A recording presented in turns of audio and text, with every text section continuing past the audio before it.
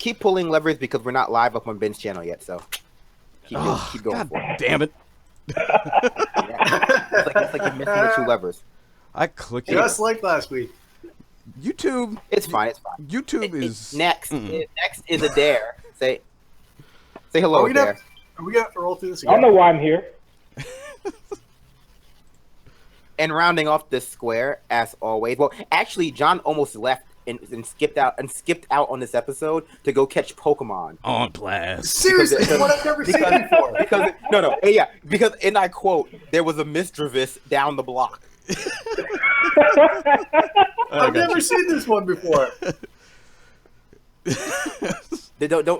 Don't expose your shame to the audience. I'm not ashamed to play Pokemon Go. You should be. Anyway, Why? Because we talked about it before. We've talked about the problem with Pokemon Go before, and I don't want to get into them again. And maybe this is just like me and my neuroses, but like the issue for me is that I don't want to imagine a world where Pokemon is real. It's like and I don't mean like Pokemon is real in the way that Ash Ketchum is going around trying to catch 151 Pokemon, become Pokemon Master, and whatever. But like, I don't want a world in which like animals who control the elements are transposed into our world, and like we have the exact same problems, but like exacerbated and filtered through like the lens of Pokemon. No. Can you picture like McConnell just going, Gengar, eat them? We're going to have this conversation in the second half of the show. This is the second half conversation. Second in the SoundCloud. Because here's the thing. It's going to be great. Here's the thing. Because in Pokemon moving forward and not talking about Pokemon on the show, that's not the second half. It's a simple point. My point would be this. No. My point is simple. I'm going to move past it immediately. The point I'm trying to make is that in Pokemon world, the police use Pokemon to solve their problems in place of guns. And can you imagine how depressing police brutality videos would be if it was Pokemon instead of guns? I mean, they're already depressing, obviously, but like the added element of like seeing some like black dude get like killed by a Blastoise is just too much for me to handle. And that's all I think about. So we're gonna. Let's move forward and talk about. We're moving forward. So a lot of stuff happened since we were last together. And some of it we're not going to talk about. Like we're not going to talk about today. We're not going to talk about the Trump is in a Twitter feud with Mika Brzezinski. I don't care. I don't know what the impetus for that is, and frankly, I don't care to discuss it. Even though I spent like 5 minutes talking about Pokemon, like a theoretical world where Pokemon existed in some sort of racist society. That was not beneath me, but Trump's Twitter feuds are. What I do want to talk about, though, is I do want to talk about the. Well, what's on the docket, actually? What's on the docket, Rich? We got the NRA ad. We've got the AHCA. Yes. So we can start with the ad. That'll help. I blocked out the NRA ad. So today, the NRA released an ad that could best be described as disquieting or generously a thinly veiled call for political and racial violence. And so I want Rich play the ad. It's with Dana Loesch. Dana Loesch. Yeah. All right. Play that. I want people. But hear it. We won't hear it on their side, but everybody else will. So here we go. They use their media to assassinate real news. They use their schools to teach children that their president is another Hitler. They use their movie stars and singers and comedy shows and award shows to repeat their narrative over and over again. And then they use their ex-president to endorse the resistance, all to make them march, make them protest, make them scream racism and sexism and xenophobia and homophobia, to smash windows, burn cars, shut down interstates and airports, bully and terrorize the law-abiding, until the only option left is for the police to do their jobs and stop the madness. And when that happens, they'll use it as an excuse for their outrage. The only way we stop this, the only way we save our country and our freedom, is to fight this violence of lies with the clenched fist of truth. I'm the National Rifle Association of America, and I'm freedom's safest place. Freedom is safe with the NRA. Fucking spectacular, right? So, like, I want to get some first impressions on this ad because we've all seen it here probably multiple times. And once it, dawned on me that this was not, hidden not even SNL skit, right? Like, but a Mad TV circa like 2003 sketch that like had never been seen before on TV. Like, immediately I thought to myself, well, this ad refers to alternative United States of America where leftist extremism is on the rise or in some way ubiquitous. And the only way to stop it is to engage in rampant vigilantism to apparently stop roving gangs of Marxists, but violent Marxists, a lot of warriors or something. But yeah, so I want to get some first thoughts. Richard, what washed across your mind when you first saw that ad? Oh, well, I've seen a few of her ads, like just coincidentally in with this one, there's one with her in a leather jacket saying "Moms like me," and that ad was pretty impressive as well. So it's not unusual from the NRA, but it was I think it was especially calling for violence, not just against, usually they're talking about thugs or violent ruffians in general, but they conflated that with the left a lot more in this ad than in the previous ads, and it seemed to be a lot more about the propaganda angle and made a lot of accusations that I don't think seem founded, but we can dive into that a little bit more. Well, I mean, we definitely...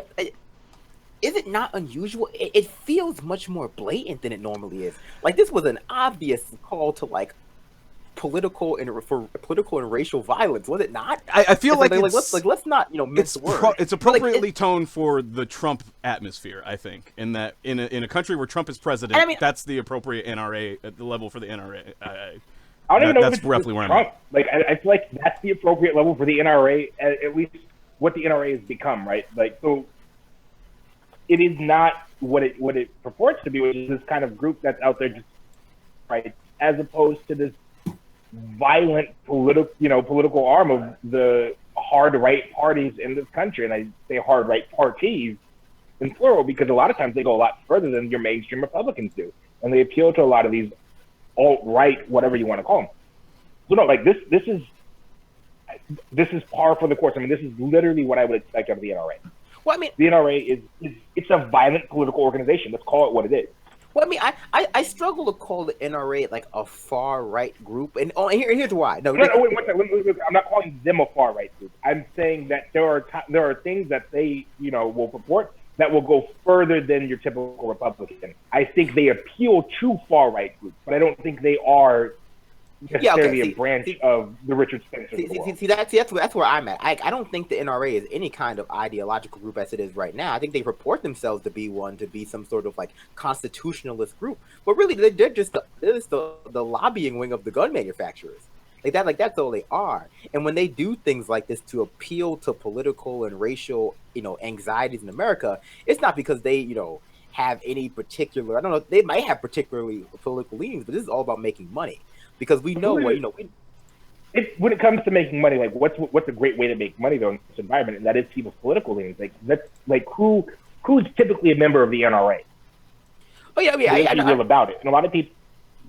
I mean, no, definitely, exactly. Like this appeals to their key demographic buyer, right? Like we know what drives up gun sales. We know how, and they even make a call back to Obama in this ad, right? They call back the previous president, who did more to sell guns in America than pretty much anything else. More guns sold under Obama than any previous president, and probably more guns sold like hate groups.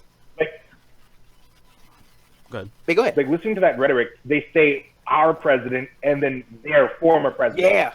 Like they make this, like they make that really distinct. They're like, these people are not actually Americans. This is like, that's the black guy. He wasn't your president. This virulent racist who's incompetent. This is your president. That black dude, nah, we don't know him. There's a very big us versus them mentality in that ad, and of course we have to situate this ad in the aftermath of the Steve Scalise shooting, right? Because I think that it's fair to say that this ad is drawing on that same sort of the same tone that a lot of Fox News has been putting out there, where it's just like, leftist extremists are violent and they're on the rise. Of course, this exists as in stark contrast to the other narrative, which is that leftists are special snowflakes who break in under even the most simple and soft of criticism But you know, obviously, this is their narrative that leftist extremism is on the rise, and the only thing that's going to stop, leftist shooters are going to be right people, or people who are on the right who are going to defend themselves, America, against those sorts of things. Like, I don't think this is.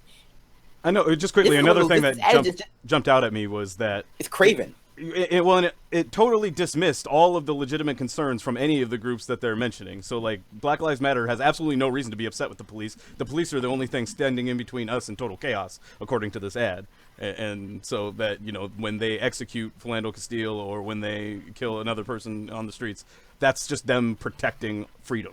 And so they have to stand John, with them. stop catching Pokemon. I just gun sales are down. That's what it is. And this, like you just said, with the shooting that happened with Steve Scalise, with everyone coming out and trying to make the horseshoe theory real and pushing on, the fact that leftists are violent extremists using pictures of Antifa. This is speaking to that demographic, the demographic that has more than one gun and is continuing to buy stuff. I mean, the NRA doesn't represent all gun owners. It represents the gun lobby, as Adair said. That's what they are.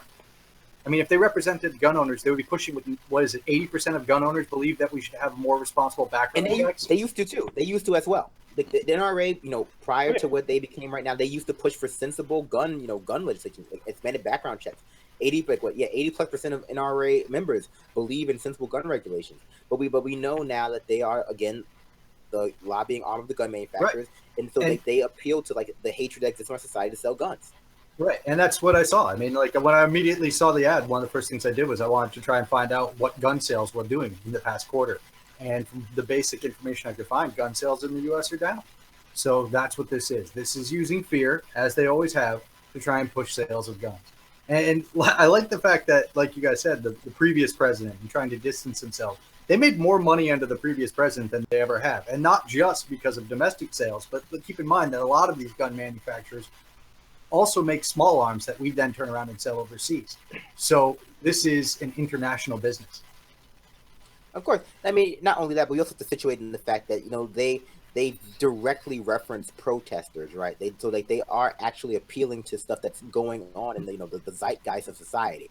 It's like this sort of Antifa action, but not only Antifa, but also just like when protesters are blocking the road. Like, why do you need guns for that? Because but of course,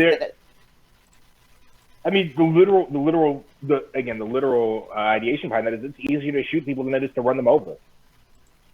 Meanwhile, they're pushing back protest laws to make it illegal for people to run them over with their cars anyway. Yeah, right. So I mean, so it's one of those things because running people over is a legitimate reaction to being stuck in traffic, but stopping traffic because your rights are being systemically abused and people seem to be going on with their lives anyway. That's absurd. That's an overreaction. Well, it depends. Are they stopping traffic because a white person died? That's your litmus test. That is your litmus test. Yeah. I mean, it always strikes me as so disingenuous when we have these conversations, whether they be. And so I guess if it was just the NRA, I wouldn't really care, right? Because the NRA, like I said, they're craven.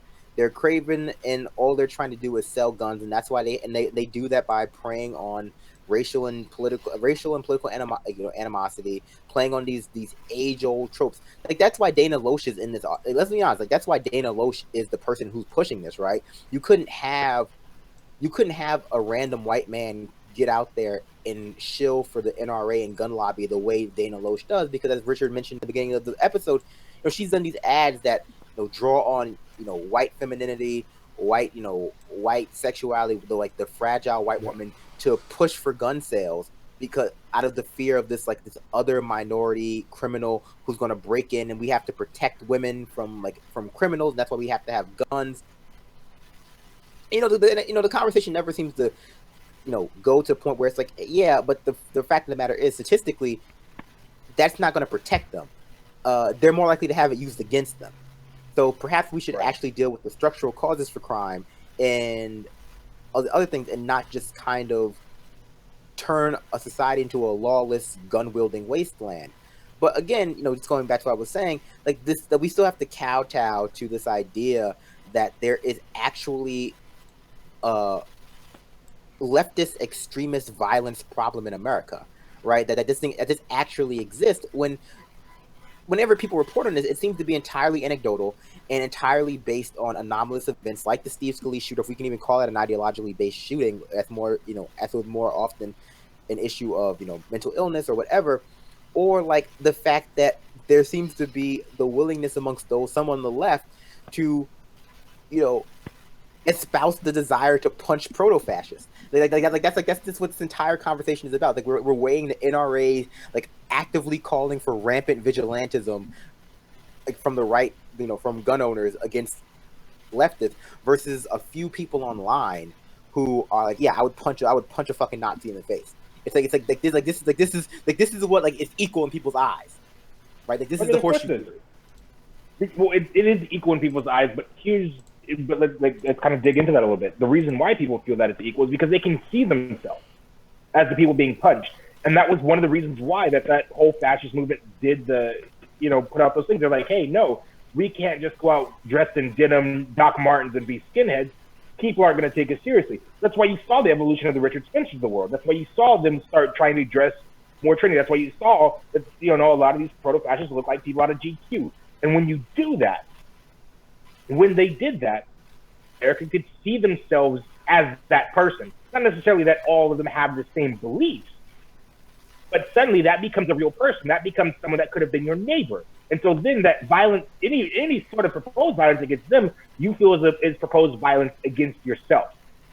And so it just becomes this kind of tribalist identity crisis. You're like, well, I don't agree with what he's saying, but he doesn't look like somebody that I've been told is violent. Therefore, any violence against him is violence against me, and I'm just a regular person. So, by that logic, they must hate all white people and must want to attack us all. So that's kind of where that ideology is coming from. It's wrong, but that's why they're able to equate the two.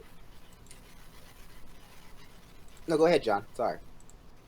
I didn't have anything to add. I thought that was well put. Oh no, I mean I definitely agree, and all I would add is this: I think that the dichotomy that we draw in American politics is a false one, or rather, it obfuscates some of the other dynamics that exist. Right, like the left versus the right is what people want to keep playing towards. Like the far left is exactly the same as the far right. Trump is exactly the same as Corbyn or Bernie Sanders or Le Pen or whatever. When really it seems like the more fruitful discussion, like the way things are starting to pair out, and they have been pairing out for a long time, is that there is a dichotomy that's at play in America, American politics, and it's this. It's like there are people who are generally in favor and satisfied with the status quo, and those who are not. And those who are in favor of the status quo, that's the center. It's like that's what's being defined as like this centrist pragmatic position. That's how they define themselves, as the people who are generally in favor of the status quo and largely elite versus those who are not. And I think that's why it becomes very easy to conflate the left to the right, because all they're seeing is like, well, these are both people who don't like the realities of society. They both have deep criticism of society and want to see the establishment upended, and that establishment is me, as opposed to seeing it keep going on to perpetuity. That could just be me. No, I think that's definitely part of it, because it comes back to, it becomes this kind of, identity politics. It becomes this, I see myself as the victim here, as opposed to the state being the victim, as opposed to people of color being the victim, as opposed to women being the victim, LGBT people being the victim. It becomes this, again, because we live in such an individualistic society where we value our individual selves as opposed to the collective whole. They say, well, oh my gosh, get rid of me. And then that fear is like, they propagate that fear. The NRA helps propagate that fear. The Republican Party helps propagate that fear. The alt-right and other neo-Nazis literally live off their fear. That movement would have died out a long time ago without that kind of fear there to sustain it. Of this fear, the more that they see these things, the more and more you're going to start radicalizing the quote-unquote, well, rather the American center as opposed to the quote-unquote center, because they're able to wrap their own identity both politically and socially, as well as just who they see in the mirror, along with those groups that they perceive as being actually attacked, whereas they don't feel that Black folks or LGBTQ folks or trans people or women are actually being attacked. I mean, that was one of the weirdest parts of that entire ad, right? That like they essentially say the reason you need guns is that people are calling you bad names. They're calling you racist. They're calling you misogynist. They're injecting social justice and politics into all of your favorite video games. Why can't they just let you live in peace? And it's like there seems to be a contingent of people out there who think that racism and sexism, misogyny, and transphobia only exists once you call it those things. Right. They don't you can be all of those things. You can engage in actions that can be that will easily fall in those categories. But it's not until someone says, hey, that's kind of racist. That's when racism manifests itself. That's when it takes form. Well, I think there's a good section of society for them that is for their reality that basically is how it works, and that they've been able to exist and enjoy the privileges provided by all of those that result out of all of those isms and misogyny and so on and so forth. And as a result, they do feel personally attacked because we are actually talking about attacking the stabilizing force in their reality. White mediocrity has a long legacy in this country, and a lot of people are where they are and have succeeded or at the places where they are because of the structures like white supremacy, misogyny, so on and so forth that already exist in this country. And so if you undermine those, you take those away, you are actually attacking their place in society and their stability. And so it's not necessarily an unreasonable reaction, although not necessarily righteous. I mean, definitely. When we talk about violence towards, leftist violence towards the mainstream, there always seems to be, pointing to the language that leftists are using. It's something I know when we talk about the AHCA, and I guess this is a good time to pivot towards that discussion as well. People consider it to be violent or uncivil or, I don't know, untoward or whatever, to point out that the AHCA, by nature of its provisions, we know from the CBO report that it's essentially going to kill tens of thousands of people every year, lead to the deaths of tens of thousands of people every year, and that it's it's eugenics. The AHCA is eugenics. I mean, to be fair, AHCA is eugenics as well, right? But any sort of political system that is based on capitalism is going to have some eugenicist leanings towards it, but. The AHCA is a brutal bill, but simply pointing that out seems to be persona non grata. That very simple statement. This bill is going to kill a bunch of people. That's viewed as violent rhetoric. But I know you want to get in there, John. Well, it's just like you mentioned. I mean, the AHCA was no different. And what I see, being the leftist that I am and being the angry leftist, and feeling like the Democratic Party is the one that's standing in my way of any real change politically because of the fact that, it's first the Democrats because we have to get them on board with single payer. Then we can work towards the Republican Party.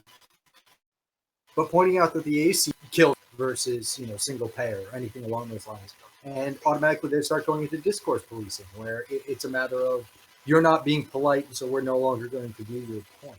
And it's awful. And it's the worst part of politics that I can think of in America. But discourse policing, this idea of tone policing, and we talked about this on the show on Tuesday or maybe Monday with Michael. It's that is such a pathology of the center that doesn't exist in any other part of the spectrum. It's people pretend that's that sort of, I guess they call them snowflakes, right? That sort of obsession with language and respectability as it comes to language is a general thing on the left. It really isn't. It just simply is not that. That's the pathology of the center. The caring about tone and dismissing your, or rather the desire to dismiss your argument if your tone is off or if you don't use the right words. It's and that's just respectability politics by another name. That's just okay. Well, I was going to listen to your point about this bill killing 28 million people, but because you actually, you seem to be very upset and very aggressive about it, I guess we just have to kill 28 million people. No one, no one. I'm laughing because that's literally the mindset of so many people. It's not the mindset. It's the excuse. It's an excuse. I feel like it has to be a mindset because nobody in their right mind would sit there and be like, I don't like how you're talking to me. I'm gonna let 22 million people die. But it's not a matter of them saying internally I'm gonna let these people die. It's more along the lines of, well, I don't have to listen to your point because you said the word fuck. Or you called me a monster, so I don't have to listen to your point. And it's no. I get that. I'm just to Brandon's particular point, that's the thing. The AHCA is bad, and they don't like the way you're talking. That Well, 22 people maybe can die then. See if I care. Like, how petty can you be? Yeah. I mean, I could be that petty, but I don't value human life. I just find it weird when people say they do value human life, and they're like, "Oh, well, I don't really, I don't care if 20 million people die." And it's just like because they're not conceptualizing that way. They're conceptualizing the AHCA as some sort of like bargain that had to be struck when it really didn't. Right. And I mean, like Bruning did that chart, that wonderful chart that he put out, that shows that the AHCA over the next 10 years, based on average deaths per year of people who are uninsured, is going to kill 626,000 people. Meanwhile, the ACA itself is going to kill 400 and something thousand people. And it's like, okay, great. Which one's a morally superior argument? I guess you can make the like kind of equivalence, like argument that the ACA is morally superior, but it ain't by much. And anyone who's taking that high ground and using that language of stepping stone is saying basically, I'm okay with 400 and something thousand people dying. Oh yeah, because a lot of people are. Like a lot of, yeah. I want to point out something in the actual AHCA real quick that I just was reading about. That provision where if you don't have, I think it was if you don't have healthcare for 2 months or something like that, you can't reapply for healthcare for another half a year, even if you're desperately ill and absolutely need health insurance. I'm like, Jesus Christ.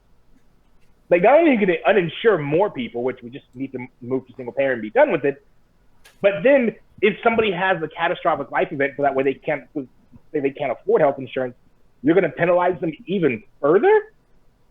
Like, it's just about taking money away from certain people and giving it to other people. It has nothing to do with healthcare other than taking away services. Yeah, but go ahead, Brandon. But there's people that are arguing for it. There are poor people arguing for this, and and the Democrats are like, these Republicans, I don't know if we're going to be able to beat these Republicans in 18. I mean, they're just so fearsome with their, offering to take away people's health care to give billionaires and billionaires tax cuts. They can't beat that. Well, I mean, listen, the Democrats cannot come out strongly in favor of single payer health care because, as a wise man once said, a wise political scientist once said, otherwise known as maple cocaine, I think his name is Dr. Cocaine. Dying early from preventable diseases is very popular in swing states. I think that's a very popular thing in swing states. There's nothing like people in Ohio love more than dying of preventable illnesses. And so, coming out strongly in favor of single payer would be a death. It would be just death. To me, that's an indictment of generations of politicians, of people leaving our society in disrepair and our infrastructure matched by our social structures, in the ineptitude and the terribleness with which they're constructed. And so, I don't understand how we look at our politicians and we don't hold them responsible at all for leaving our population so ill-prepared to run a democracy. Because every single person that really gets to talk to one of these politicians and actually get airtime is talked to by one of these fucking haircuts on TV who don't ask any tough questions. I mean, we have a systemic problem, and that systemic problem is the fact that all of the institutions that we value have been corrupted by capitalization. So now every single person who would be in a position of power to ask any of these politicians a question like we've been talking about, put it into real terms. Are you in favor of 626,000 people dying over the next 10 years? Because that's what the AHCA does. None of them will do that. Not a single fucking one of them has the balls to do that because, like Brandon said, the institutions behind them are not in favor of single payer, which is the only solution to that. We know that there was the option on the table for the governor of California to sign a single payer bill. It was in front of him.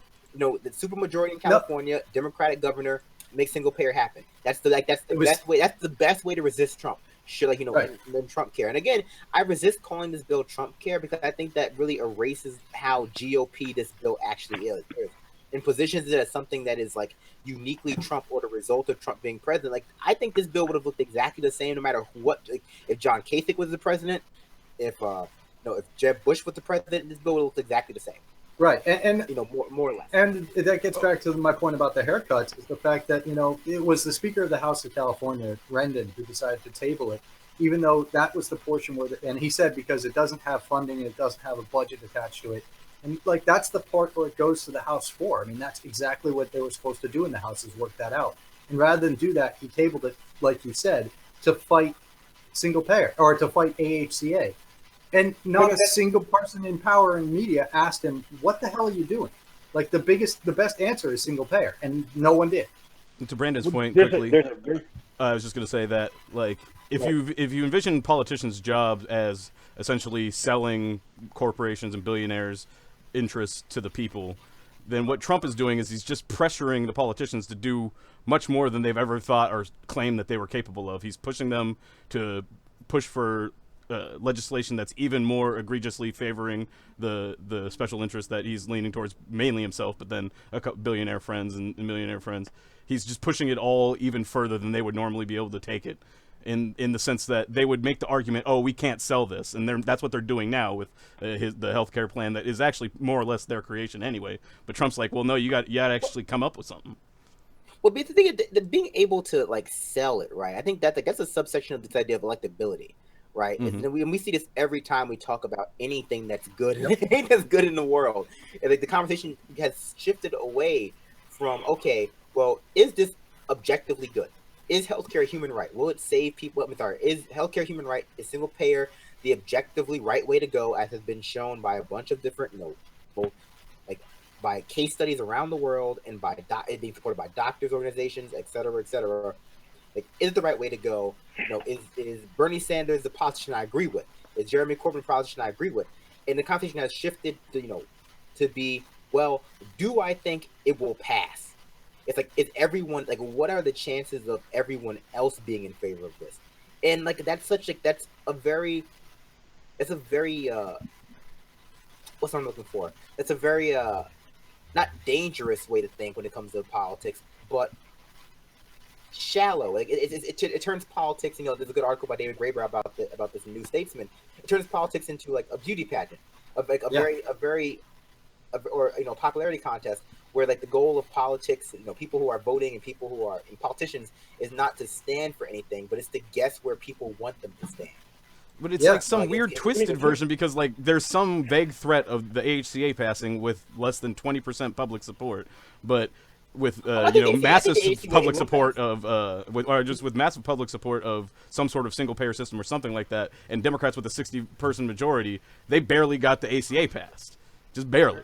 And like we're with Republicans talking about stripping all of this away, doing all of this damage, and doing it with 50 votes, and or threatening on the verge of passing. Although I think it never really had a chance, just because it was so unbelievably horrible. But they even put their name. They even let it come out. They let this be associated with the Republican Party at all.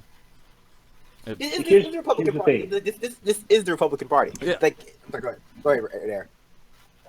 Like here's the thing, and this is what I've been trying to say, is the fact of the matter is you don't run for things. You don't run on having passed things, especially as Democrats. You don't run on, hey, we're going to get single payer passed, saying, well, hey, we're going to, because here's really what they're doing, is they're focusing, at least with the AHCA, they're focusing on the next election. They're focusing on 2020. They're focusing on Donald Trump's hopeful re-election campaign. And the thing about that is that it's politically, it's more expedient for them to say, well, hey, 22 million of you lost your health care under this guy, so why don't you just vote for a Democrat? It's that thing that we've talked about over and over again, is that they want to let things get exponentially worse before they even try to begin doing something that's going to get better. And to talk to Richard's point, I'm 100% with you. They should have passed single payer in 2000, whatever it was, 2009, 2000. Okay. 2009. Like, they should have done it then. They had a supermajority in Congress, but again, Democrats don't want to pass things. They don't want to run on, hey, we've done these good things. That's why they've lost 1,000 seats. That's why they continue to lose seats while Obama was in president and popular. They continue to lose seats because they did not work hard enough. They didn't run on, well, we're doing these things for you. They're running on, well, we're timid. And they're running on being the adult in the room. And that's not a winning position. Republicans are going out, they're giving red meat to the base. They're telling these folks exactly what they want to hear. In some cases, in other cases, they're telling them exactly what they're afraid of.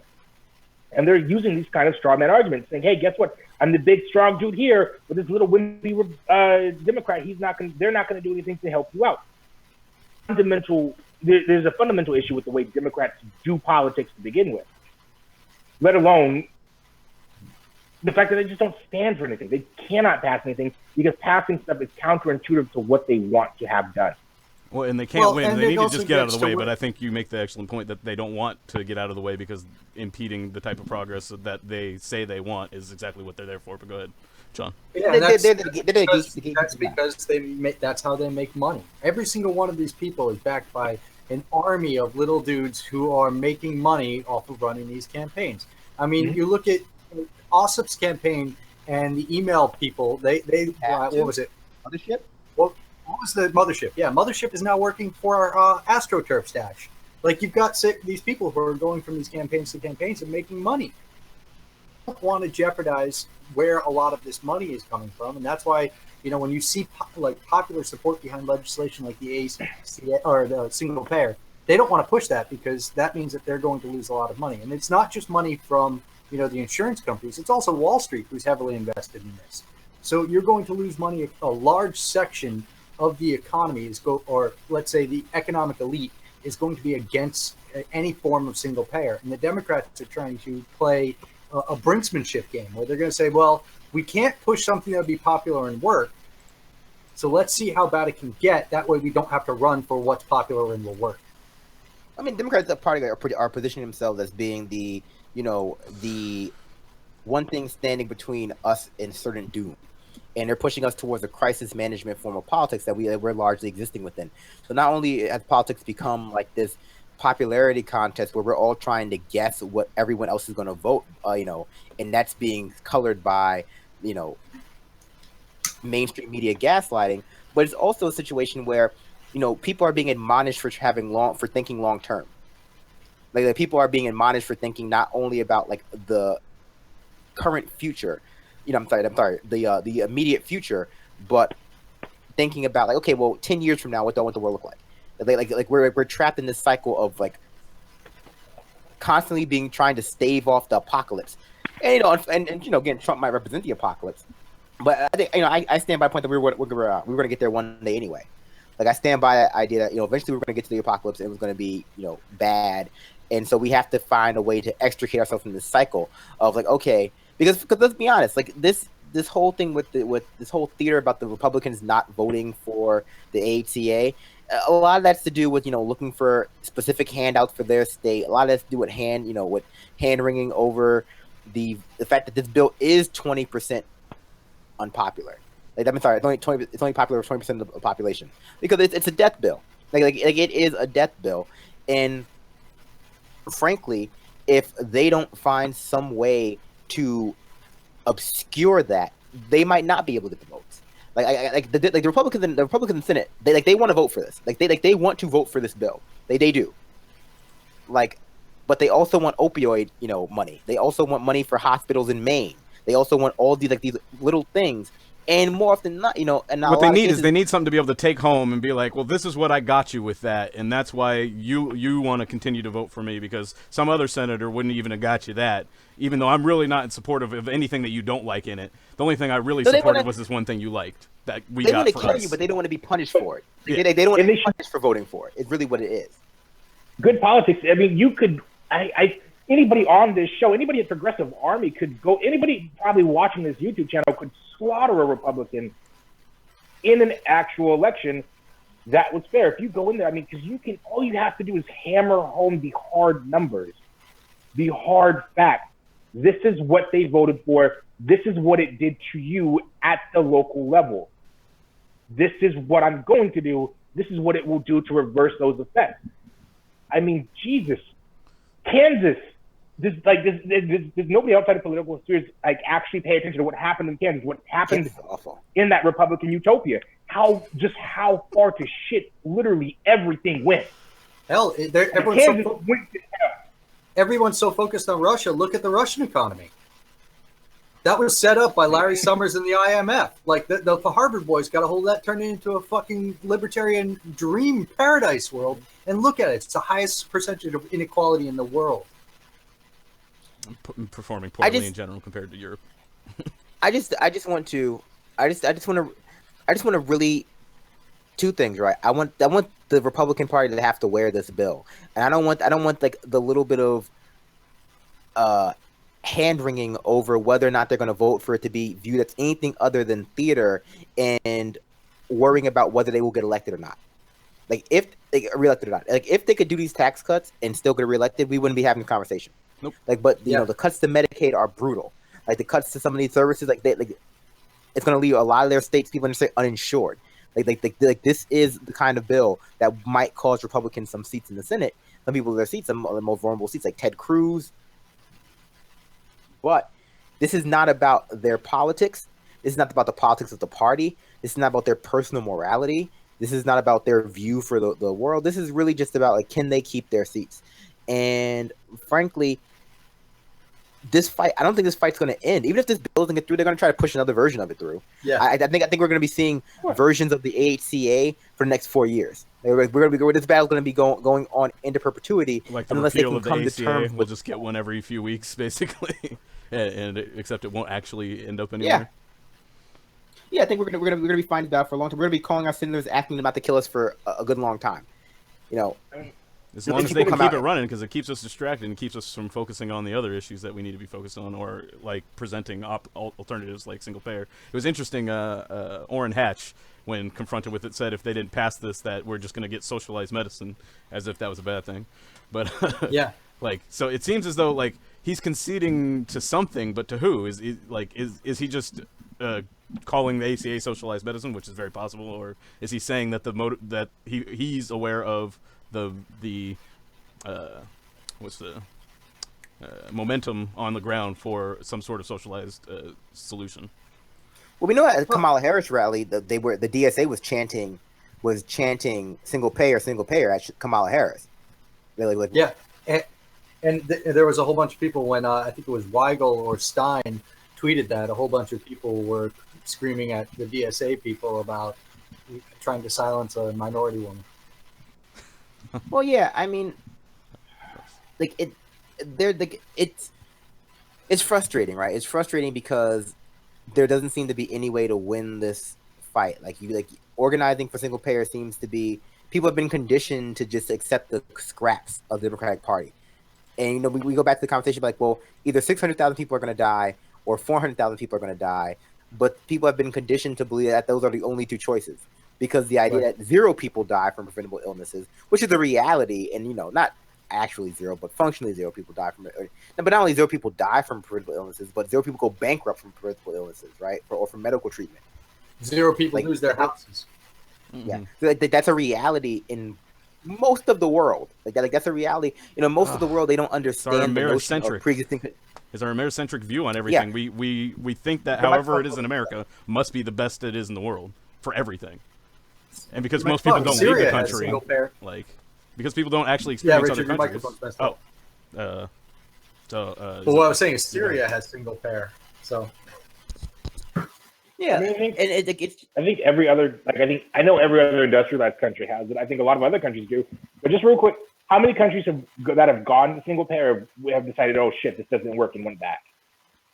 none of them that I know 0. of. Exactly. None. Exactly. Because that's kind of, Hold up. One point to that, Brandon. Even the fucking Tories argued that the NHS is a good thing. the Tories are for free. Well, at one point, we're for free public college education. Theresa May kind of shit all over that. But, like, literally, our hard left politicians in America are super hardcore conservatives, like, literally everywhere else. Yep. America, and you will, like, and this is just talking to friends from outside the country. Even my Canadian friends think we're absolutely insane. And Justin Trudeau is a piece of shit. Yes. Like, Justin Trudeau is a piece of shit. But holy fuck, are our liberal politicians conservative? Yep. They're not. I mean, yeah, it's like that's a good joke on Twitter. It's just like when is when are people going to stop appealing to the? No, sorry. When are liberals going to realize that the reasonable Republicans are liberals? It's like when are liberals? When our Democratic Party stands going to realize that they're the reasonable Republicans, and the Republicans on the other side, like, those aren't reasonable people. It's like, I have to assume, based on what Kat put out today about talking about a whole bunch of policies that were capitulating to the AHCA. They put out a paper on that. Isn't this American Progress? They're counter to this. Yeah, their counter to the AHCA actually capitulated on some of the things that the AHCA is trying to do. And I have to assume that, the Neurotandons, the political operatives of the Democratic Party understand that is the case. I can't think that they really do think that they're, extremely leftist themselves, that they know they're not. So it's not a matter of waking them up to it, waking the politicians up to it, because I believe they know. It's a matter of waking up everybody else to the fact that these people are just Tories who are pretending to be something else. I don't know if they do think that. I legitimately do believe people like Obama thought they were leftist. I legitimately thought they considered themselves hard liberals. I really truly believe that, because America, again, we're such an egocentric country. We're so worried about ourselves. We're so smug in everything that we do. It's hard as a politician to remove yourself from that. And a lot of these folks, even though they have way more interactions with with foreign places and foreign governments and other things, and being able to go as being able to go and do things and just even exchange ideas with actual hard leftists, them as crazy radicals and things that would never actually work in a civilized country like America. Exactly. Because according to politicians, America is the only civilized country in the world. That's the only reason that is how they view it. And that's why no matter what evidence we bring in, no matter what we do, until we actually start running true leftists, true people on the liberal side of the spectrum, these liberals in America are going to continue to think they are the epitome of liberalism, they are the epitome of leftism, even though they are really just Republicans. I mean, I agree with what Adair is saying right there. I think that, I don't think that they think they're not leftist. I think that they think they're as far left as you can go before you start becoming irrational. Like I think that they think that their position is, and this is where they serve as gatekeepers for the left. I think their position is essentially, well, in college I was a bit more radical, and I was interested in like socialism, and I was like a Van Jones Maoist and all other stuff. All other stuff. I read Assata Shakur and Franz Fanon and all other things. But as I got older and I happened to start working within like the political machine, I realized that hey, those positions they're just not rational, like they're not possible, they're not reasonable. And it's funny because as soon as I realized that and started speaking to that, I also started getting promotions and started moving up, and I started moving up the ladder. And and people around me in that world also agree that those things were just simply not reasonable and rational. I think that's how we have the situation where even when things have broad appeal, even when things have like broad popular appeal, they are still presented as though they're impossible. And if they're not impossible, politically speaking, they're impossible economically speaking. Even that's an excuse. Even that's irrational, because like the economics bears it to be false. Like we have leftist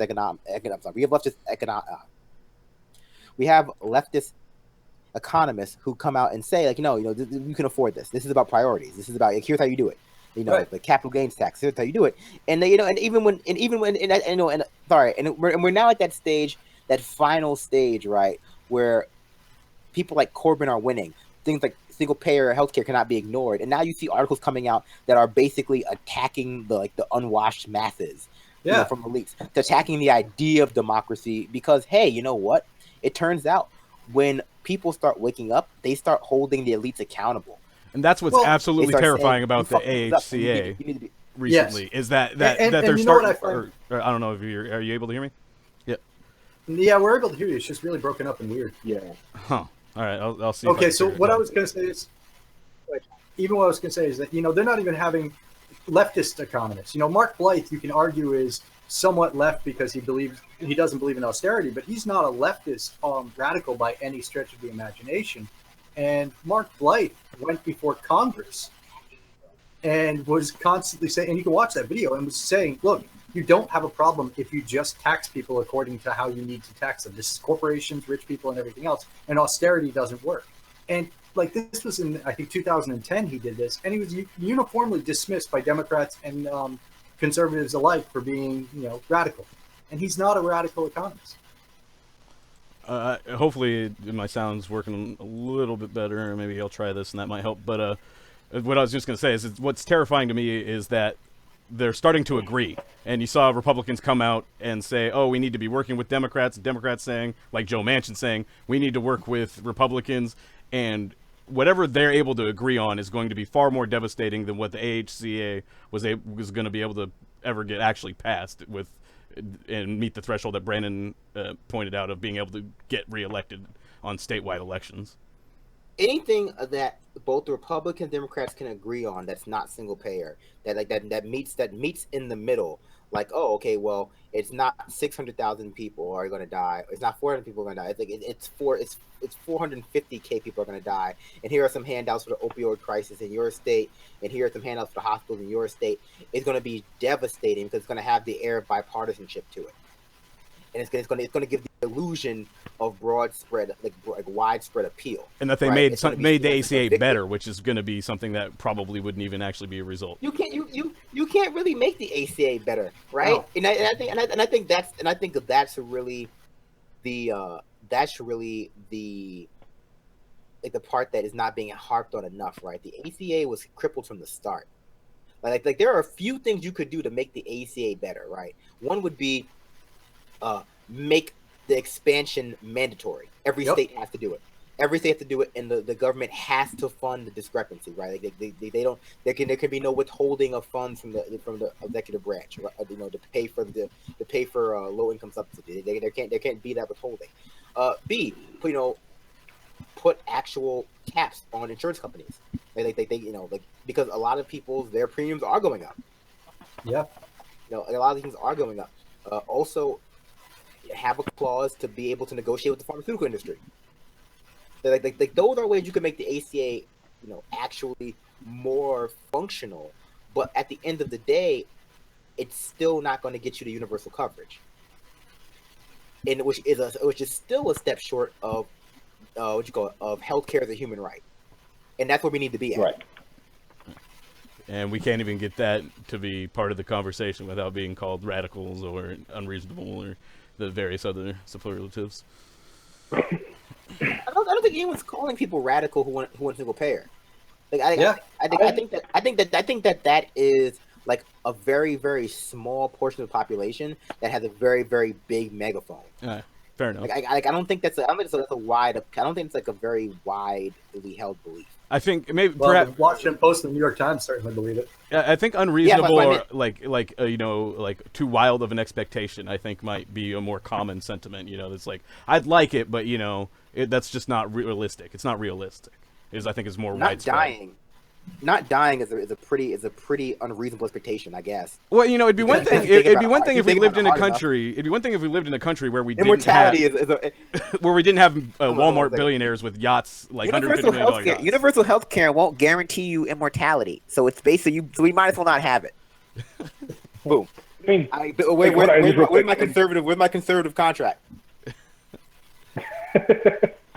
I just found a poll. 60% of Americans, I think, right now support single payer. Yep, right? 46% of the GOP. But I think you're right, though, Brad. I think it is a small group of the population with a large megaphone. And I think that small group of the population is overwhelmingly the political class.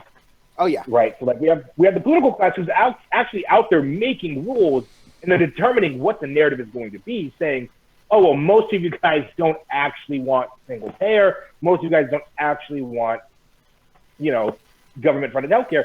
But the thing is a lot of these people do think that it's a radical idea because it's so fundamentally outside of the system of capitalism. Capitalism does not want you to be healthy.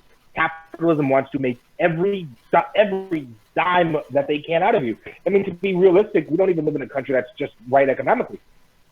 So we live in a very authoritarian state. If you're a marginalized person, and you live in a very libertarian state, if you're a business person, right? Yeah. It's go ahead.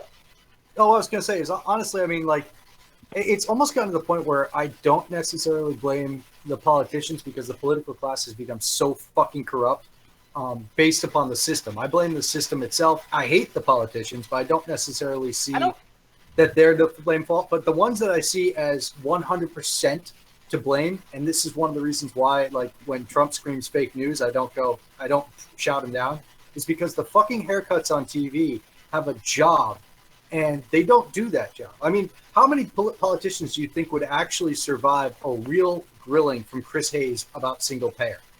None of them. Not a single one. And he could do it, but he refuses to do it so that he can make $33,000 a day. And those are the guys I see as making the conscious effort to sell the fuck out. And to me, it's a matter of, like you were saying, with the megaphone. The people who believe that single payer is not feasible are the ones with an abnormally large megaphone.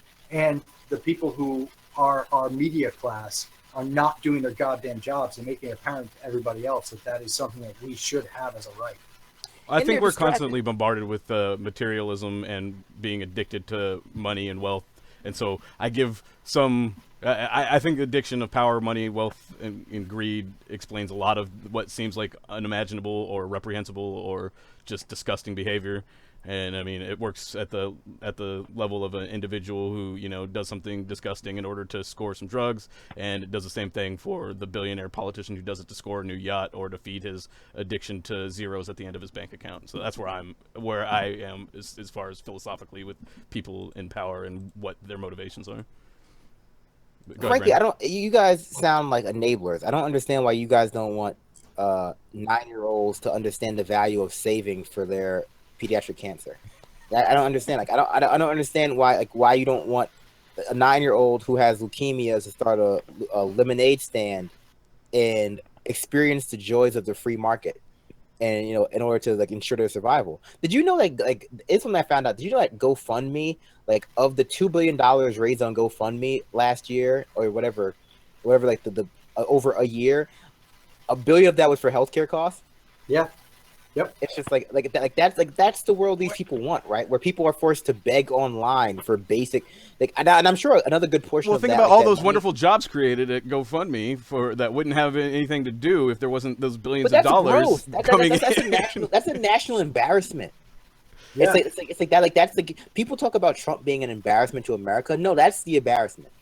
It's right. It's like you know, Trump is definitely an embarrassment. Don't get me wrong. But he's an overt embarrassment. Like, you know, like, do you realize the rest of the world laughs at America when they hear stuff? Oh yeah, did you know that in America, if you have a disease, you're forced to beg online for money to, you know, pay for healthcare? Well, and like there's a new Will Ferrell movie coming out where they start basically an underground casino to pay their kids' college like. But that's like the American dream now. Like that's become like the gig culture, like the work yourself to death, like mentality has become just embedded in our popular culture. Don't you remember that advertisement by Fiverr about like of like the woman who was obviously depressed and suffering from like multitudes of like, you know, sleep deprivation, like it was being glorified as this person is a go-getter. You know, this person is gonna die of a heart attack at 35. And, you know, that's just the way things are. Yeah, but if you're not putting in 12-hour days, at least 5 to 6 days a week, then you're only just getting by. You're not really trying to move up in the world. That's where we're at. Yeah. And that's, like you said, that's a stunning indictment of the American system. I just think people focus on the wrong things. And this goes back to my conversation about why we're not covering Mika Brzezinski's Twitter feud with Donald Trump or vice versa. It's because, like, I don't understand the value of that. Like, I don't understand like what like political purpose that serves. The people who vote for Donald Trump, like, they voted for him because he does stuff like that. Like you're not going to break up his coalition. And like the thing about it too, is like most people don't care what Trump does on Twitter. Like most people don't exist on Twitter or put any real stock into Twitter. It's just that's the albatross of a very political elite. But like the people who voted for Trump, people who form his base, like don't care that he makes fun of Mika Brzezinski. It's like really all you're doing is you're goading the folks at like the National Review or people who consider themselves serious conservatives or serious Republicans. You're goading them and pointing out that they don't really care about the professionalism or the office or all those types of things. Well, I mean, like none of that really matters to them. All it does is it definitely serves as a way for like Republican stands, like your Republican senators, to come out and like admonish Trump for being unprofessional, but then like vote for their awful bills, but still get applauded by Democrats. It's like, did you know Senator John McCain, before he signed a bill that made it legal to waterboard like 12-year-olds, like came out and called Donald Trump like a douchebag for what he did Tamika Brzezinski, like what a hero of the resistance. Yeah, hashtag Like, resistance, exactly. It's like, yeah, like that guy who voted for 100% of Donald Trump's appointees and all of his, like, in his Muslim ban.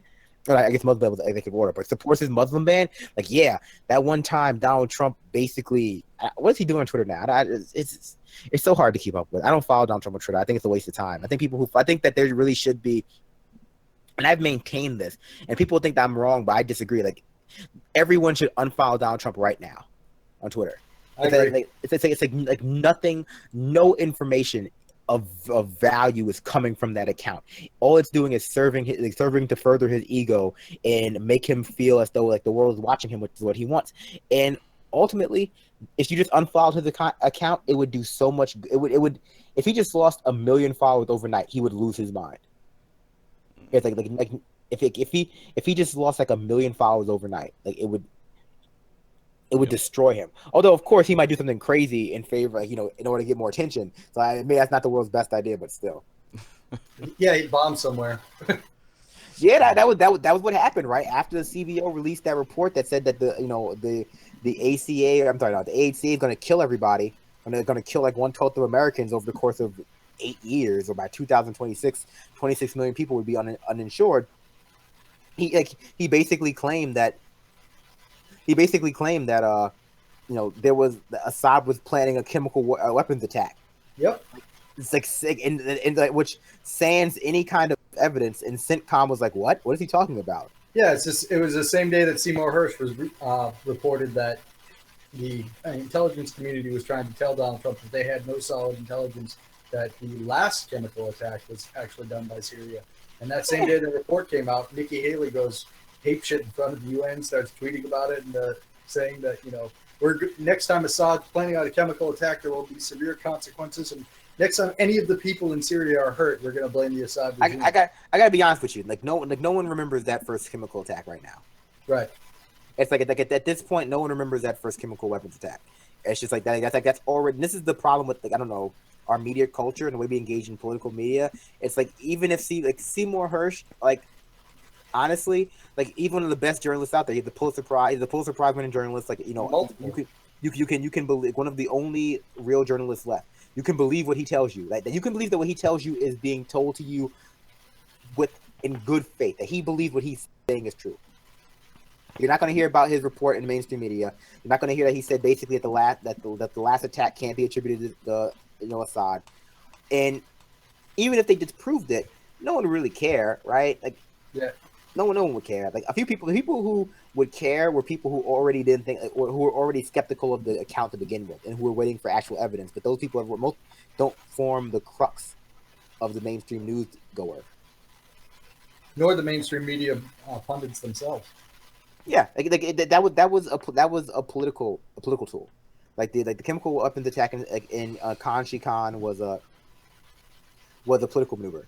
It was a means to justify, upping the war in Syria. I'm sorry, regime change in Syria, which has been something that they've been going after for 7 years. And has bipartisan support, as we saw with Hillary Clinton pushing for it while Trump was doing it. There are more action, more bombing, more restriction in the airspace. Go ahead, John. If you really want to talk about it, though, it's been going on since the 50s.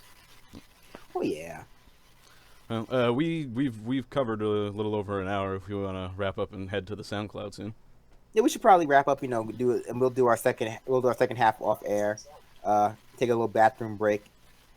Thank you for joining us for this long. Sorry about any technical difficulties. Running a live show is quite difficult. That's why, if you have a problem with technical difficulties, you should go over to SoundCloud, where the sound is much crisper and the girls are much cleaner. Wait, is that the? That's gross. That's gross. I misremembered a quote from a song. Yeah, I don't remember the song. I'll use the quote I heard that I wanted to say, but I won't use that one. Take us out, Rich. Take us into the second half, the better half, the fun half. All right. Well, where we'll talk about Pokemon Go. Oh yeah, we got some good stuff coming up. You don't want to miss it. And we